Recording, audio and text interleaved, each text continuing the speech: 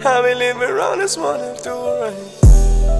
Hidden pain, hidden tears. Had to keep them locked away. I done shed so many tears. Heal my heart, save my soul. I bury my heart anew. Devil working on my soul, but I'm so blessed. Leave it up to God, so right now I just worry less. Yeah. Heal my heart, save my soul.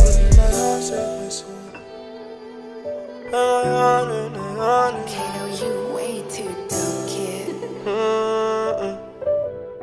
The pain from my past.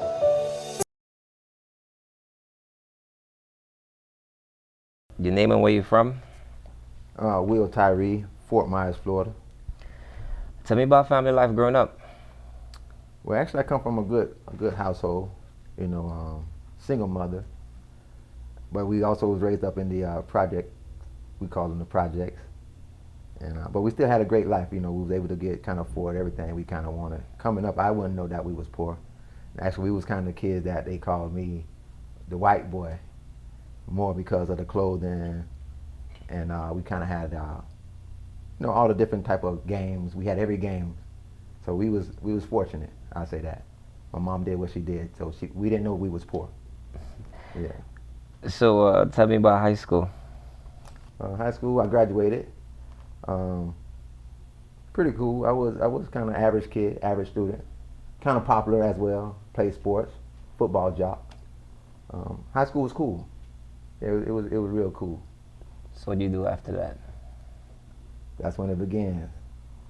That's when the corruption begins. That's when from high school graduation, it's almost like automatic, straight to the streets. No college, I kind of wanted to go to college, but didn't know the route to take to get there. So it almost seems to me that like it was made for me to go that route. Reason why I say that, because a lot of the guys who came throughout my household, even my family, I consider that we was kind of born into that lifestyle, But even the men that was in my household, uncles, stepfathers, my brother-in-laws, they still was trying to tell me not to go that route. But unfortunately, you kind of do what you see. So what route did you head into? The street life, the drug game. How'd you get involved? Mostly just, like I said, just seeing the guys before me, uncles, stepfathers, my brother-in-laws. So just watching it coming up, I had already kind of put in my mind that that's what I want to do. I want to be that guy, those guys. Because of what you saw, the type of lifestyle the lifestyle they was living. I kind of already had, I say most about the third grade, I kind of already knew who I wanted to be. I definitely could say that. What exactly in the drug game did you do? Well, I mean, just starting out, coming from the street level, the little petty guy, with the crack cocaine, the little small dime rock, the dime baggies, from the weed to the crack, and worked my way up. Before I retired, before God kind of snatched me out of that, I was starting to get kilos. Kind of want to be the kingpin, quote, quote, So what sort of hurdles or distractions you had, that kept you from like moving up in the ranks? Well, for me, it was kind of easy, because like I say, the guys who was coming throughout my household, they was kind of big players throughout the city of Fort Myers. So for me, it wasn't too hard to get those connections to move up that ladder. So how long did it take you to get to your highest point? So let's say coming from high school, 18, I say by the time I was 23 maybe, so about 5 years. Yeah. Just, being petty on the street till it finally click in, then you get with the right group of guys who's already making those type of moves. So I'll tell you maybe about maybe 5 years, probably even a little less. So on that level, what do you normally do in terms of your planning, your phone calls? Like, tell me about that. Well, like your everyday lifestyle, it's gonna vary. It's different from day to day. You can't really predict the day, depending on who needs what. If you have anything to give them, or if not, we was going down to Miami a lot. That's where we kind of got a lot of our drugs from. So, if you don't have any drugs, then we got to take these trips down to Miami. Well, if we're going to be home, you got the drugs, then, just consistently waiting on your phone to ring, and you back and forth. We didn't, at that time, I'm a little older now. So from that time, we got the trap houses now. At that time, they maybe was just starting to take place. Well, like here in Fort Myers, we mostly was on the corners, on the blocks. So you would be back and forth from one house, going to get it, taking it to, you meeting the guys who want what you had. What was the demand like? Well, once I got to that level, and everybody know when you come to me, it's going to be good, it was easy. I'll say maybe 3 days to sell a key. Could be less. I mean, for those who don't know, like, what's a key? Because honestly, I don't know. Well, key of coke is 36 ounces. You break it down to 36 ounces, and you weigh it up. But like I say, it varies. Some guys might want ounces. Some people might want a quarter of that key, which is 9 ounces. Some people might want the whole key in one day. So it depends on the guy that who will want what you have. During your best run, like the best week for you, like back then? A best week for me would be selling that whole key in a couple of days. So you're making like about $40,000-$50,000 in 1 week, maybe in 3 days. And what was your spending habits like back then, man? Do you put your money into other things, or you just reinvested it back into the game? Mostly reinvesting it back into the game, but then you spend it real carelessly, very foolishly.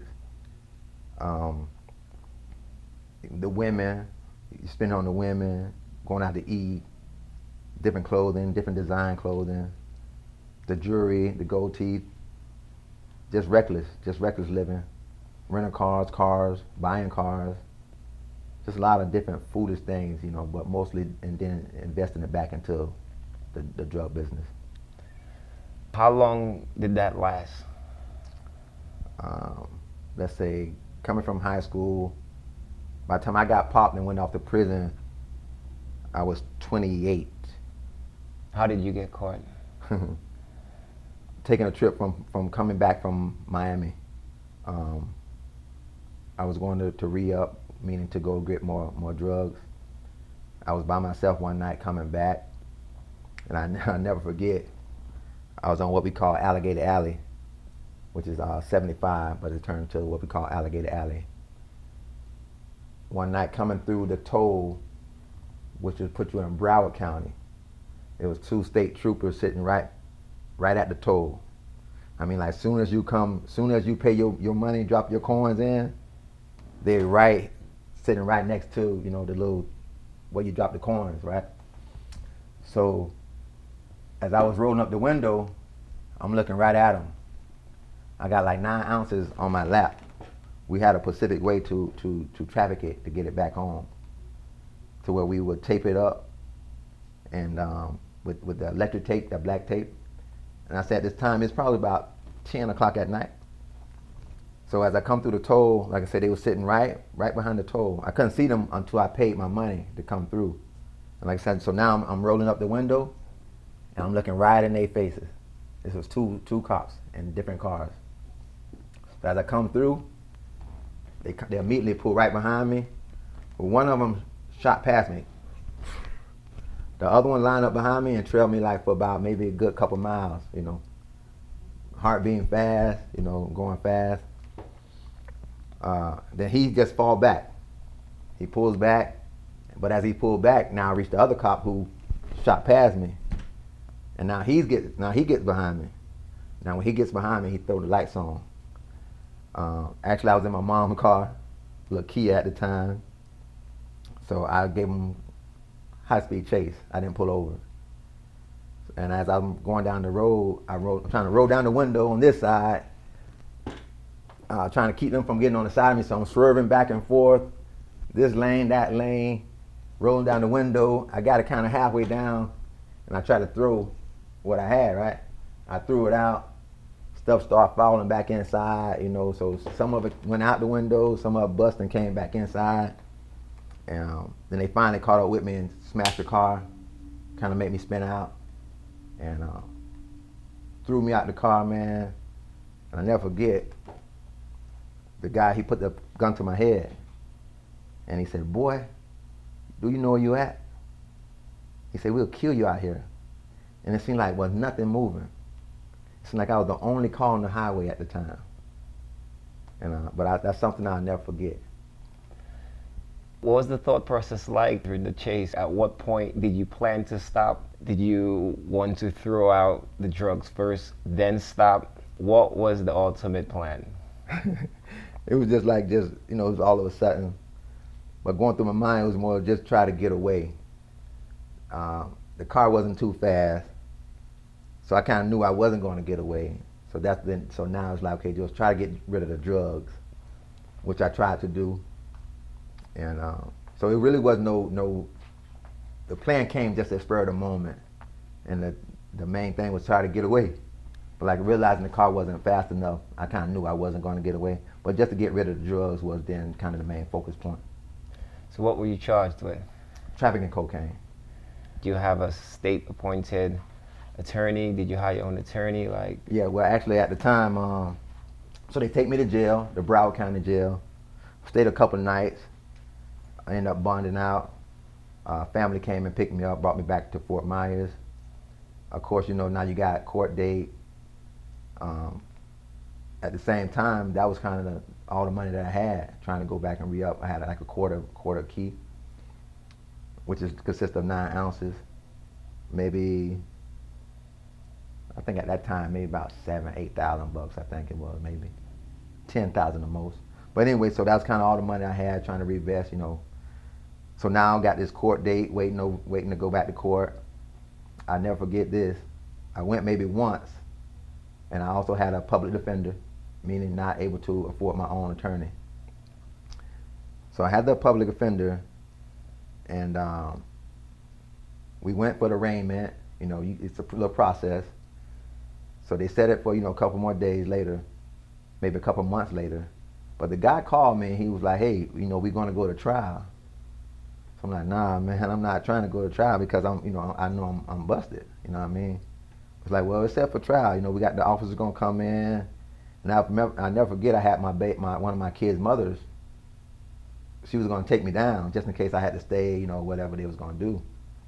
And I remember I called her back that morning, and I said, "Well, don't worry about going down there. We're not going to go because this guy is talking crazy. He's talking about going to trial.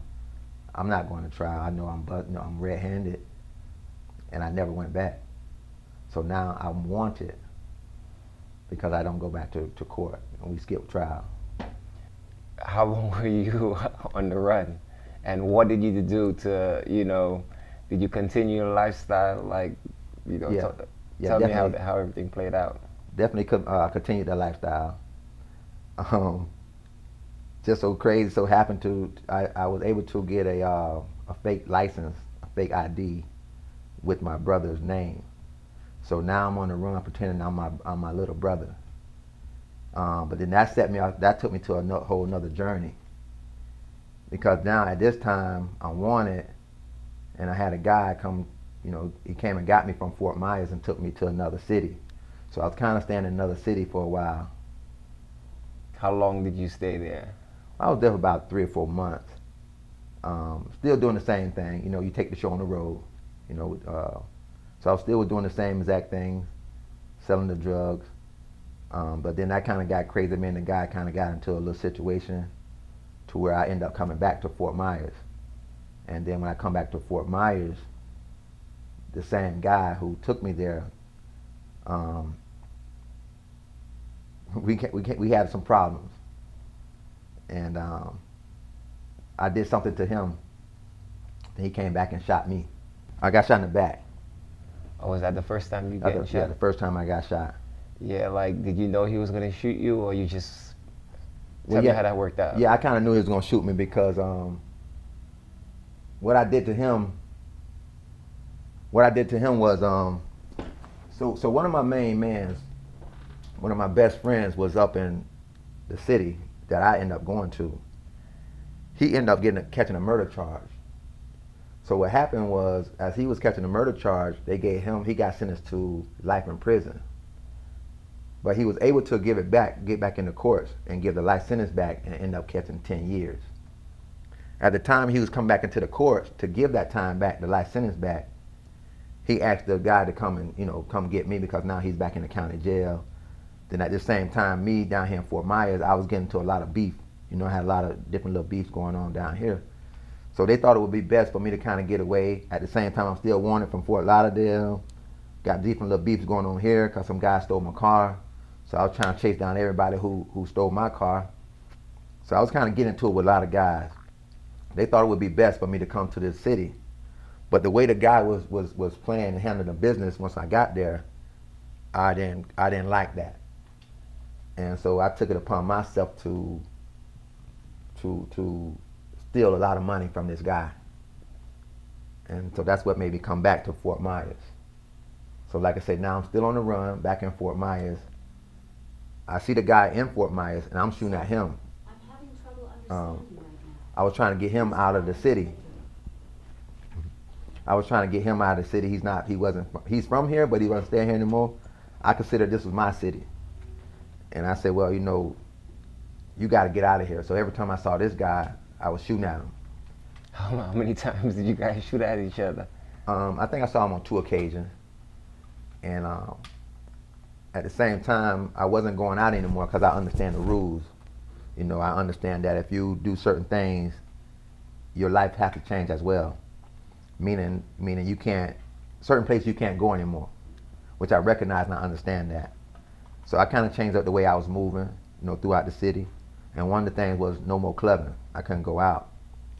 Unfortunately, I had another friend come back getting out of prison from federal prison. We haven't seen each other over 3 years. This is kind of my main man also. He wanted to see me. He had a little furlough, so he wanted to hang out. I never told him what I had done, but I just kept telling him, like, I can't go out, man. I'm not going to go out. He kind of convinced me to go out. I knew the guy was looking for me. Actually, also, too, one of my other friends, because we had a little crew, So one of the guys in the crew, it was his birthday party. He was having a big time party. And he wanted all of us to come hang out. And I never told these guys what I had done, So they convinced me to go hang out this particular night. And that night, when I hung out with those guys, I ended up getting shot. I kind of knew it was coming. I felt it. I thought I was going to die, actually. Tell me the moments that led up to you getting shot. Like, what exactly happened? Okay. Like I say, well, we that day was kind of a weird day, right? So we go to the mall because the guy who was having the party, he was having a throwback jersey party. So I don't know if you remember a couple years ago. It's been a while now. They doing all the jerseys, throwback jerseys.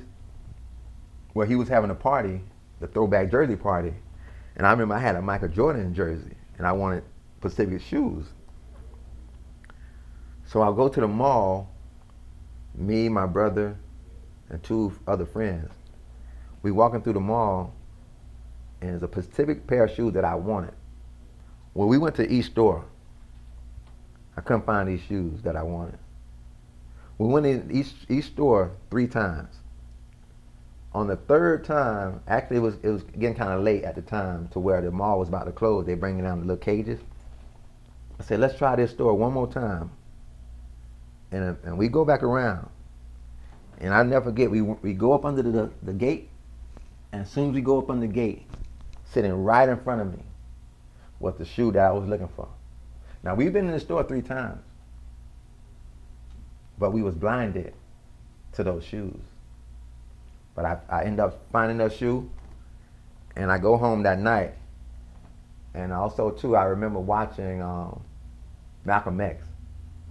But for some reason, what stood out to me in that whole movie, I seen Malcolm X maybe over a couple times. What stood out to me the most was the part when he was about to die. When he was riding to the church to do his last speech, and the old lady came to the car and said, baby, it's going to be okay. For some reason, that just stood out to me, but I didn't understand why. So now we go out to the club. I had my gun. Then I also told another friend of mine how to get his gun inside the club. I told him to wear some baggy pants, bigger shoes, to unstring the shoes and stick it on the side of the shoe, which he did. I left my gun under the seat just so I could see who was going to be at the front door, so I could see, if they're going to pat me down, just to see who was there, because I kind of know a lot of guys throughout the city, knew a lot of the bouncer guys at the door. So as I went up to the door, I knew one of the guys there. So I tell him, I said, hey, I got my gun, which I didn't have it. I just wanted to see what his reaction was going to be. He was like, don't worry about it, come in. He let me go in. So as I get in, it's like, okay, now let me go get my gun. I see I could get it in. So I asked the guy who had his gun, I tell him to walk with me outside, because I knew this guy still be around the city. I don't know when he's coming in or what, but I know he's here, coming in and out. So as I was going outside to get my gun, so as I was going outside to get my gun, I saw this guy who sell the ecstasy pills. At this time, we were popping the pills. So I saw this guy who sell the pills, and I asked him, do he have pills? He was like, yeah. He's like, come meet me at the bathroom. Now that kind of deterred me from going to do what I was going to do to get my gun. Instead of me going to get the gun, I followed the guy to the bathroom. I got the pill, because even at this time, I'm not doing no drugs, nothing, because I'm trying to stay focused. I know the situation that's at hand. So I go and get the pills from the guy, and I immediately pop one. I guess by me not being on drugs, for a period of time, it almost instantly kicked in. So now I kind of forget about going out and getting my gun. So now I'm in the party mode. Now I'm happy, hanging out, just having fun, kind of forgetting about the guy. So as we hanging out, now I'm drinking, everybody drinking, having fun. But I never forget, it almost felt like I knew something was telling me like this is gonna be my last night to live. But I still don't really understand it at the time, because my action, I'm more of a cool, laid back kind of guy. But this particular night, I was doing more some wild things, kind of some things that I don't really do. On the camera, I'm shooting the birds, I'm telling everybody, let's go take pictures. We took like so many pictures. My little brother was in also. He came to the party also. That particular night, I remember just me and my brother just hugging him, me and him just taking a lot of pictures together, because something was telling me this is my last night. But I still don't really understand it. And I had a couple friends who kind of knew the situation, what had happened, and like, hey man, I see you kind of a little reckless, careless. You need to tighten up, because I see the guy, he's in here. And I'm like, man, F that guy, man, F him. I'm taking out all the money. Tell him I got his money, I'm wilding out good. And then I never forget, the female comes, she say the same thing. Hey man, you need to tighten up, man. I seen the guy, he's in here. You need to tighten up. F him. I got the money. I'm not worrying about him, But then at the same time, something also kicked in as well to say, hey, to my main man, where your gun? Let me hold your gun. Which he ended up giving me the gun, so I got the gun in my pocket, But I'm still not even focused on him too much, just hanging out, partying. As I'm coming out, the club is over now. As I'm coming out, I had two chicks, laughing, kiki-keying, playing. And I come around the corner, I see the guy coming between two cars. So I immediately know what's going on, so I immediately take out my gun. I take a shot at him. Pow. Now we're in between two cars. He at the front of the car, I'm at the back of the car. I shoot at him maybe once or twice. I duck down, run on the other side, he's shooting. Pow. I remember I tried to shoot again, and the gun clicked. So even still to this day, I never asked my man, did you only have 2 bullets in this gun, or did it just jam up on me? I still haven't asked him that to this day, So as I noticed the gun wasn't shooting, I tried to just take off and kind of run between some other cars. He come up, shoot me right in the back. I just jumped in some girl car, didn't even know who it was at the time.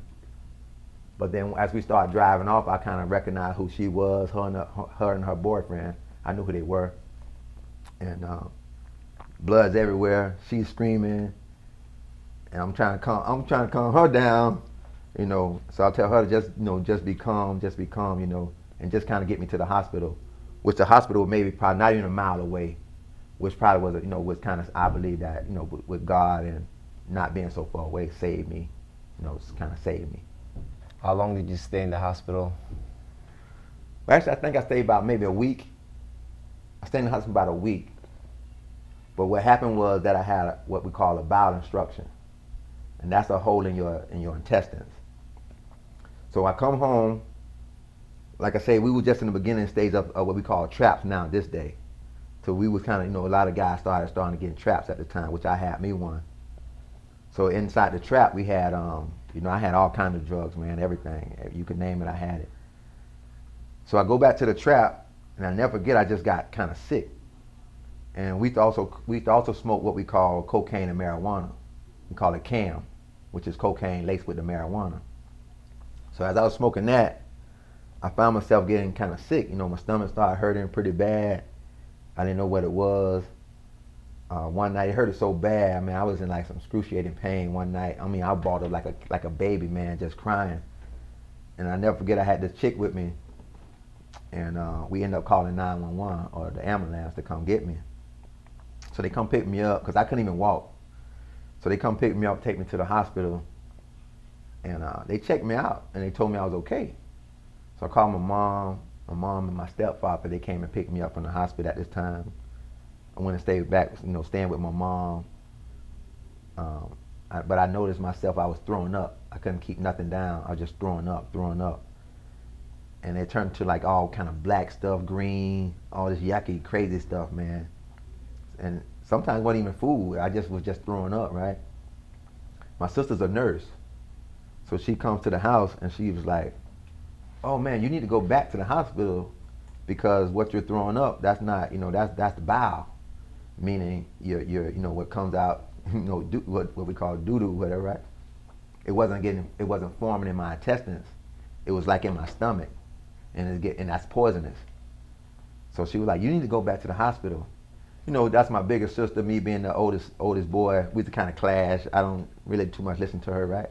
So I'm like, oh, you don't know what you're talking about. Then my mom kind of convinced me, like, man, you need to go check that out, you know. Go back to the hospital. And they was like, oh man, you made it right on time, you know, because that stuff is starting to get inside my bloodstream and everything too, you know. So at this particular time, I stayed in the hospital for now, like over a month, I think it was. This is around October. So around October, sometime like the end of October, so I think maybe right, because I remember Thanksgiving, they was going to let me go home. But I didn't want to go home because they put the little colostomy bag on my stomach. Actually, I got the scar to show that I had a colostomy bag, and it was the size of a tennis ball. And when I tell you, man, that thing smells so bad because it leaks. And when it leaks, man, it smells bad. So they was going to send me home for Thanksgiving. And I never forgot, I told them, I said, no, I'm not going home like this. I'm not going to go home like this. How long did you stay on the run before the law enforcement finally catching up to you? I think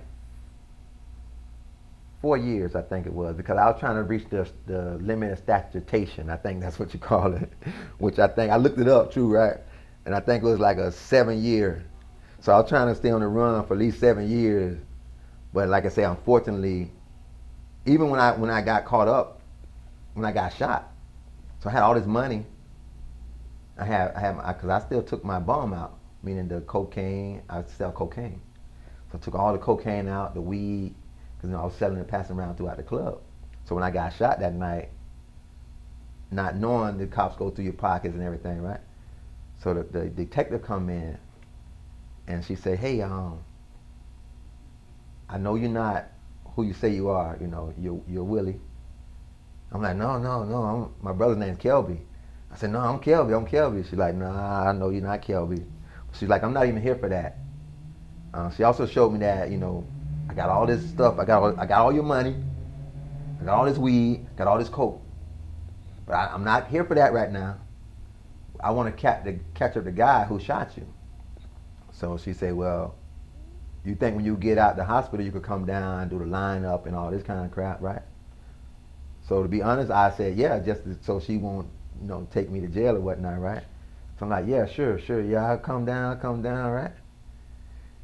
But as soon as they let me out, I never, I never went down because I was, at this time, me being who I was, I said I handled it inside in the streets, I wasn't that type of guy. So I said I handled it in the streets. So I never went down to do that because then I'm still thinking she gonna, lock me up. I didn't get caught until one night. I was actually, I was going to church one night, and as I was going to church, the cops pulled me over, and then my face was on that computer, so they kind of immediately recognized who I was. But I stayed out for about 4 years though. Yeah. Yeah. How much time did you end up spending in jail? I did 36 months in state prison. So yeah, three, which is 3 years. So I did 3 years in state prison. Yeah. So what was state prison like? Actually, it was like more of a roller coaster ride because, like I say, I had different men that came out of my life was in and out of that system. So just hearing the stories of what they tell you. Now the stories that they give you is still kind of different from your experiences going. But I was kind of more prepared because to me it's the same as the streets. Not too much different besides you just got somebody telling you what to do. Then you can't go home every night. You can't leave outside of that, the gate. But the experience was like more of a roller coaster because for me, I think, from maybe a year to 36 months, from a year to 3 years, by the time you really figure it out, you kind of going to be on your way back home. And it's kind of like a little process. You go from one spot to another spot, a couple months here, then to your main destination. So by the time you get to your main destination, you're only there for like maybe a year and a half, maybe, probably a little less, if you're doing that less of a time. So by the time before I could even get comfortable, it was kind of time for me to keep on, kind of come on back home. So did you get in trouble while you were locked up, or it was pretty much, easy time there? For me, it was more of an easy time because, like I say, right before I went in, I kind of had changed my life before I even went in. So I was kind of a new guy, not even with the same mind frame going inside. I kind of got on my journey, the Christian journey, got on my walk. So the guys that I was around was more of like kind of like a Christian, guys that was going to the church inside, guys that was trying to stay away from the foolishness thing. So I kind of started hanging around those guys. But everything that's on the street is right in there. Same type of guys. So you could easily get caught up in that kind of, that same type of lifestyle inside the prison. So for me, I'll say it was more easy because of my mindset of who I, kind of took in there. So when you found out that you were actually getting out, like what was the mindset like? How'd you feel? Oh, it was great. But actually, it was like a rebirth, new life, especially with the new mindset that I had. And then just sitting down for a few minutes, just, taking a step back from everything, kind of put your life in perspective, kind of like who you want to be now when you get out. Are you going to go back to the foolishness, or are you going to take a different route? So just coming home, man, it was, then of course, you definitely want to get out and see your family. And I didn't see my kids, my family too much. I didn't too much care for them to come to see me. So just knowing I'm coming home, man, was joy, man. It was great joy. So did you end up back in the life? What path did you take after that? Well, I was on the straight and narrow for a while, but then of course knowing about the money that I used to make, and now coming home trying to do the right things, getting the job, and the job, a lot of jobs not paying the money that you used to making. So that's why for me personally, I would say that for a street guy, a guy in the drug game, trying to cross over. It's kind of difficult just because of the fact of what the street teach you, how fast it comes. Street life is fast. The money comes fast. When you get on the straight and narrow, the working, becoming a working man, now you gotta wait every week for a paycheck. So at the beginning, it was kind of cool, but then once I started getting comfortable back on the outside, then now you need money to take care of your family, the kids. So it was a challenge. At first it was a challenge. I had thoughts about it, and then I never forget though, I hooked up with this girl, and her cousin was a big time guy, right? But before I left, he was a little kid, you know. But he had been watching us do certain things, so he knew who I was. And the chick that I was dealing with, we was gonna move into a different apartment complex, and but we had to wait maybe like a month so they could clean it out, you know, do what they had to do. So we ended up staying with the cousin. But I know the cousin a big time guy, and even before I even left the streets, I kind of had a dirty name, you know. I kind of started robbing, doing some little foul things, you know. So I'm like, I don't want your cousin to know that, you know, that I'm around. I don't want him to have no crazy thoughts about me, you know. So we stand there, but when he saw me, he embraced me. He kind of like, oh man, good to see you. We kind of was talking good, you know, like, man, I remember you guys was teaching me this, that. But he's like, I'm the guy now, this and that. He's like, but man, you need anything, I got you, man. I can set you back straight. So I'm like, nah, I'm good, man. I'm just gonna be, I'm a working guy, man. I don't want no parts of that. Well, long story short, I'll never forget one morning, I was headed out to work, and he called me. He said, hey, who is that? I said, this Noke. That's my nickname. I said, this Noki. Like, well, stay right there. So I'm standing by the steps. He goes into his room, and when he come out the room, he throw me like this. I just see something flying towards me, right? And I catch it. And when I catch it, it's like a whole bunch of cocaine. He's like, hey, that's you, man. You know, you get straight, man. You know, get back at me. So I'm like, man, this ain't what I'm trying to do, you know. But I'm not trying to do that. But instead of me telling him that, I couldn't give it up. For some reason, I couldn't give it back to him. So I take it to work with me. Call a couple of my guys, which I haven't was really talking to because they were still doing their thing, you know. I called those guys and like, hey man, I got this and that, you know, got a lot of stuff, man. What to do? And like, well, come see me when you get off work. So by the time I got off work, I go see my guys, and we hooked it back up, man. And we was on and rolling once again. So how long did that last, and what sort of issues you had on, you know, this time around?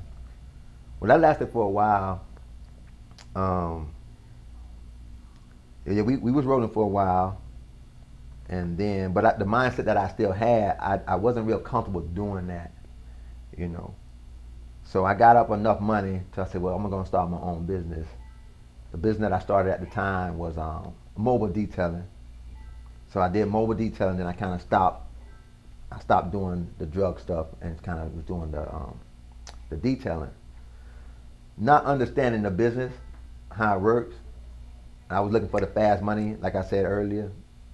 I was still looking for that fast money, and I noticed that we have seasons here. So like when we call them snowbirds, when the people from up north come down, after they leave, the business gets slow.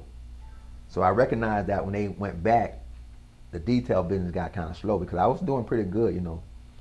And when they went back, it got real slow. But me not understanding the business and how that works, you know, you gotta endure those times. Not understanding that, then I noticed my money was going low because I hadn't made it to a decent amount of money. But once it started getting low, I called my man back up. Like, hey man, I need to get back and, you know, do my thing again.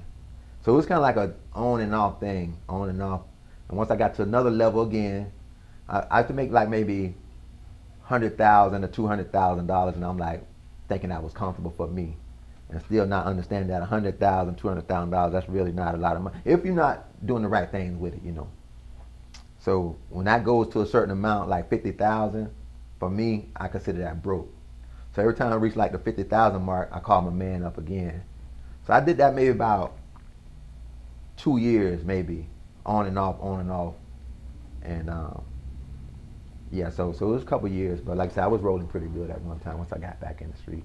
Did you end up in the prison system again, or that was that? Well, actually, I ended up getting shot again. Or how did that happen? Well, we had what we call it was a beef going on, different little gang groups of guys going on. So I was kind of with one group of the guys. I went out one night. Well, actually, I would have to go back to the story from in the hospital. So that night when the pastor prayed for me, she touched my feet. She told God to give me strength so that I may be able to move around, have energy. Then she touched my stomach and she told God to heal me so that I won't have to have surgery. Then she touched my head and she said, God, let him know that you're real. I want you to let him know that you are real. So when she left out the hospital that night, I saw I saw like a silhouette or like I started having these visions, a dream. Well, I'll say visions.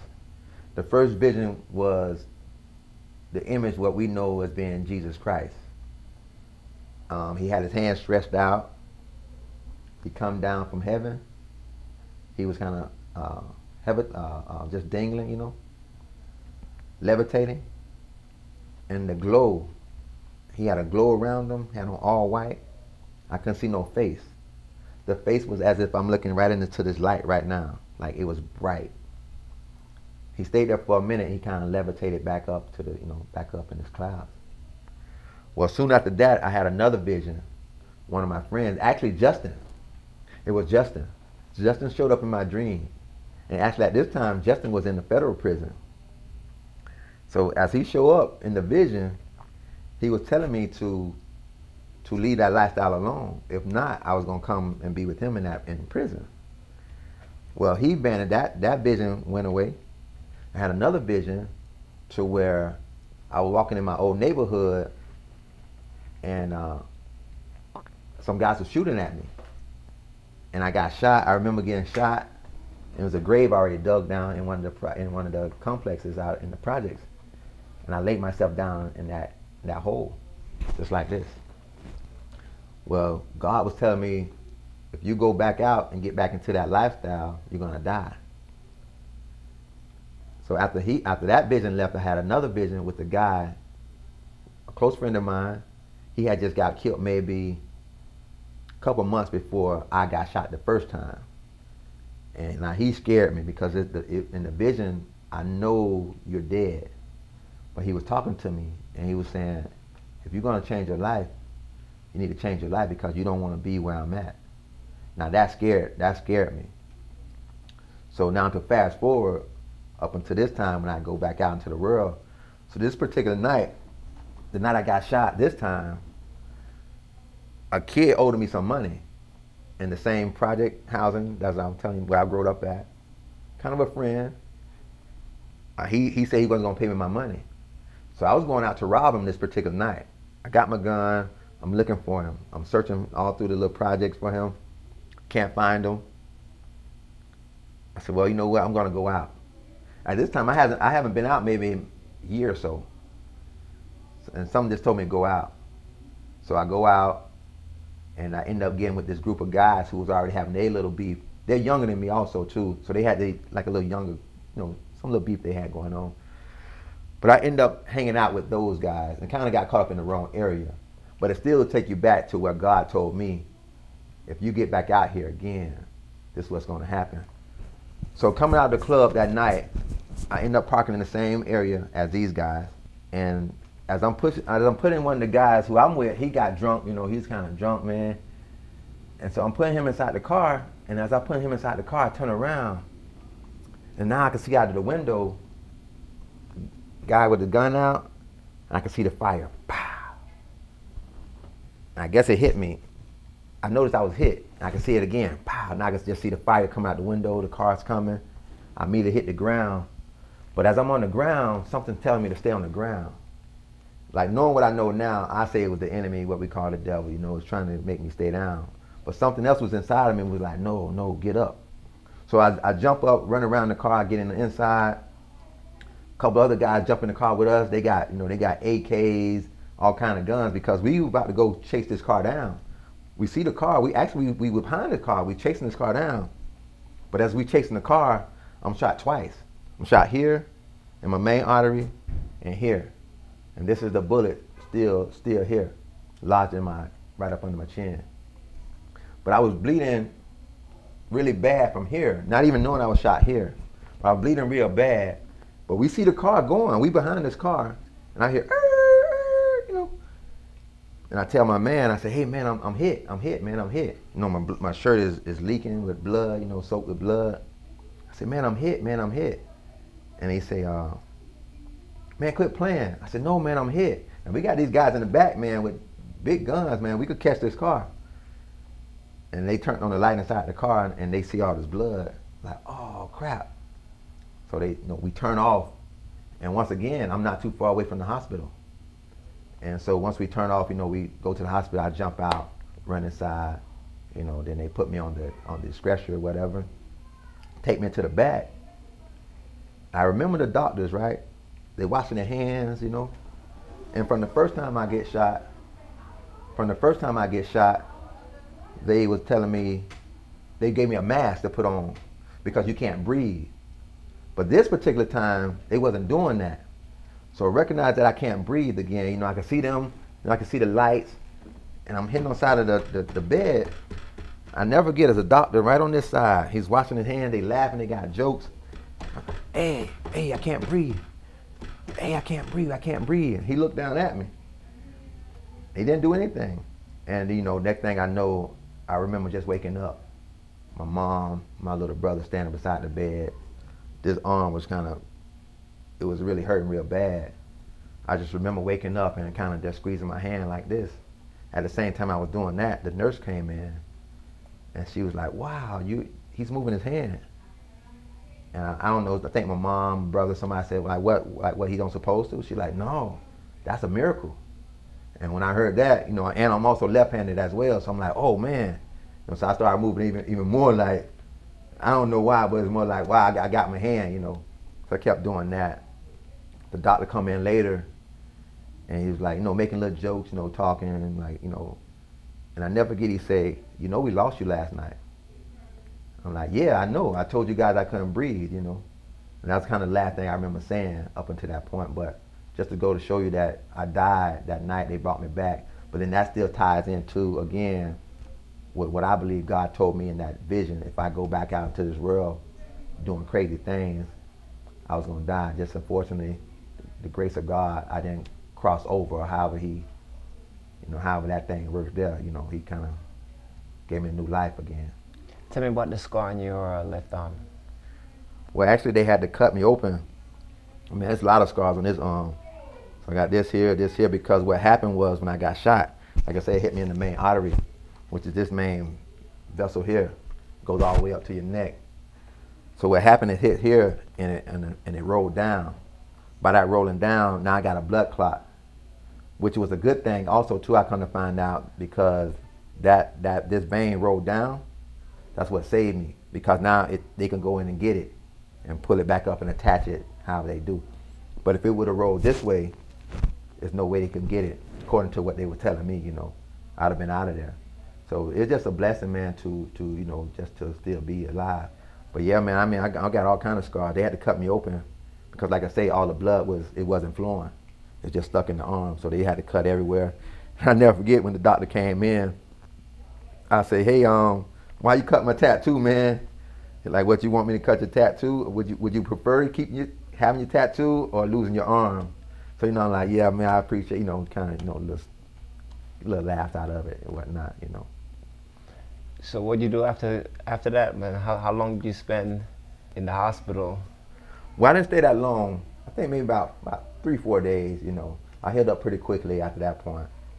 Got back out. And it's so crazy too, right? Because even after that, I still got back in the game again. Yeah.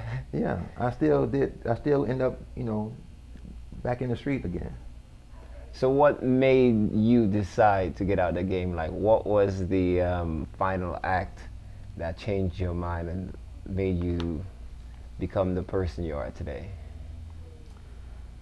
Well, I started getting back into some more beefs again. And then the money started just disappearing like crazy. And when the money started disappearing for me, I started thinking kind of crazy, more on robbing and just doing whatever I got to do to get back to that point.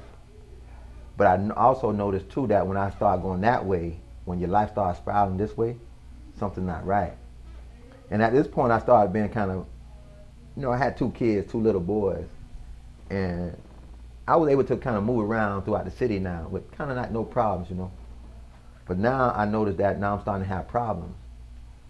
And either I'm going to handle these problems, and if I handle these problems, then now once again I can't move the way I'm moving now. I was going to the movies, to the park with the kids, and I got 8 kids. The first 4 I couldn't do this stuff. You know what I'm saying? I lost a lot of time with those kids because of the activity I was doing in the streets.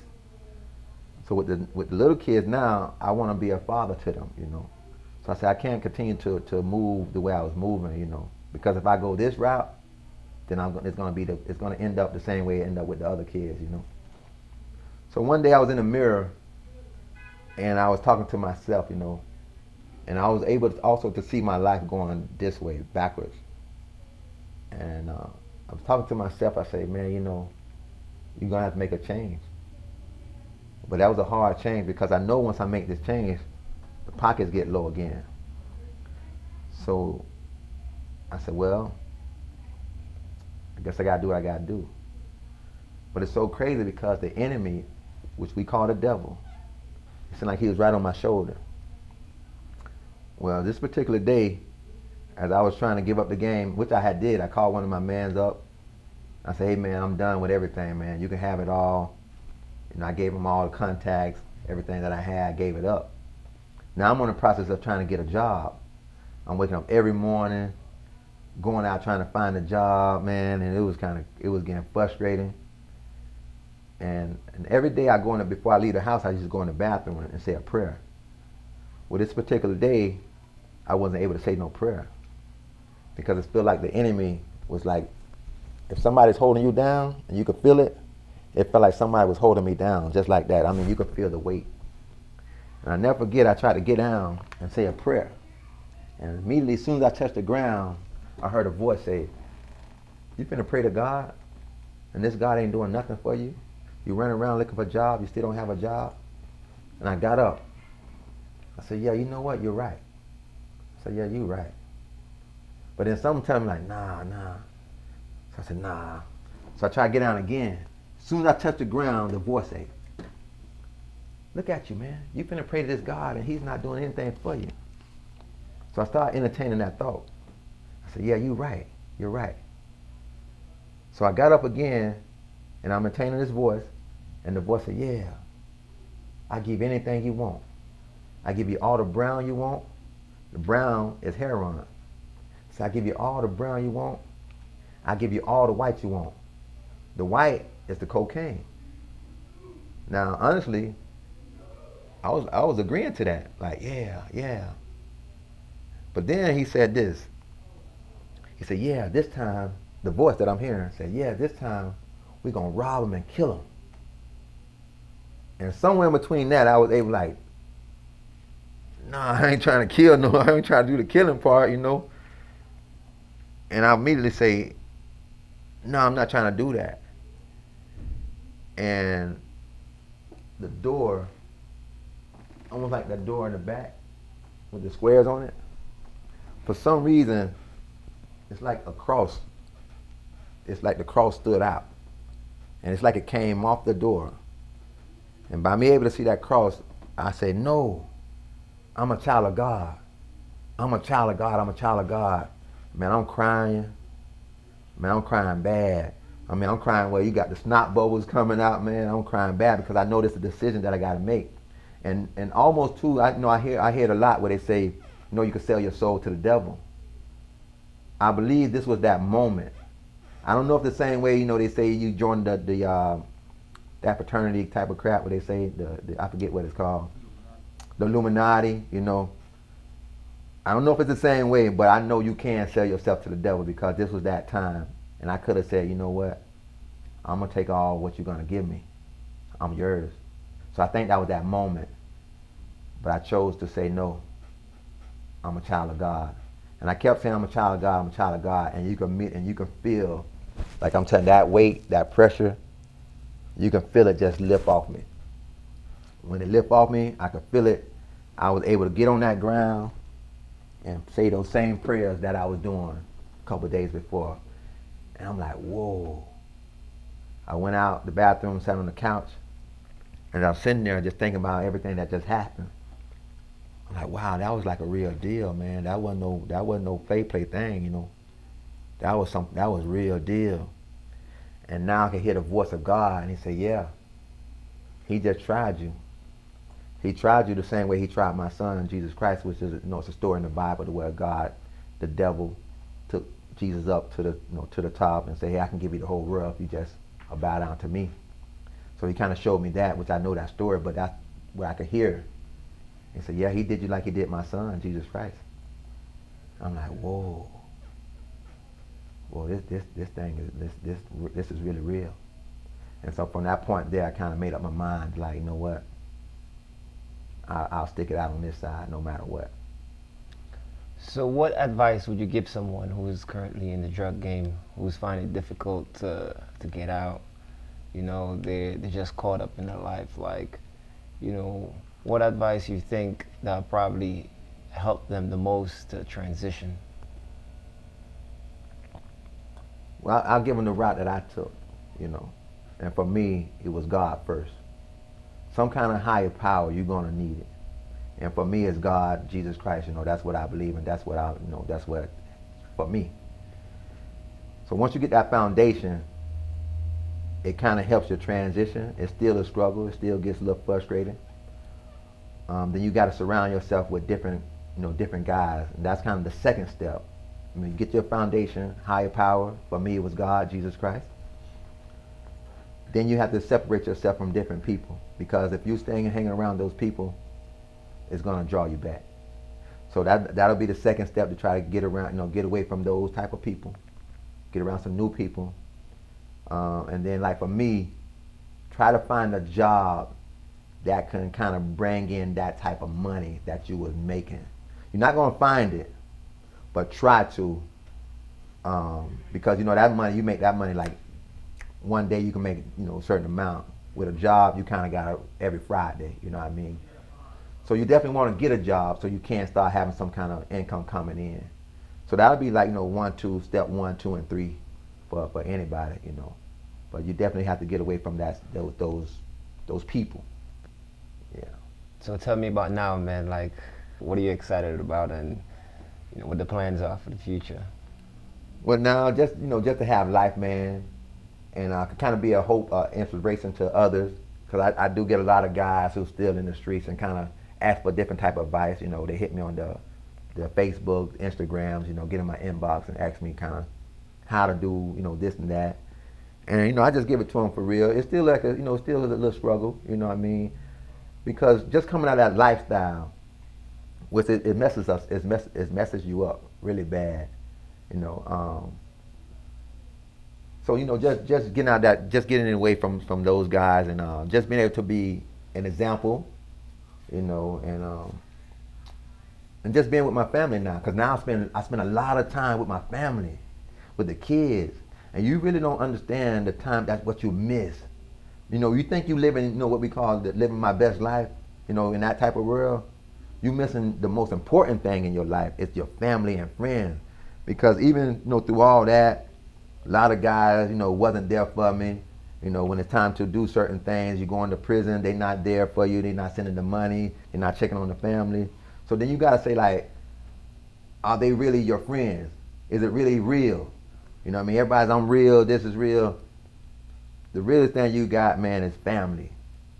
Family and kids, your children, your mom, sisters and brothers. That's real. That's real. So how does someone get a hold of you on Instagram? What's the best way to reach out to you? Well, I'm on Instagram at Will Tyree. I'm also on Facebook at Will Tyree also. So, I'm there on the platforms. All right. Well, thank you, man. Cool. Salute.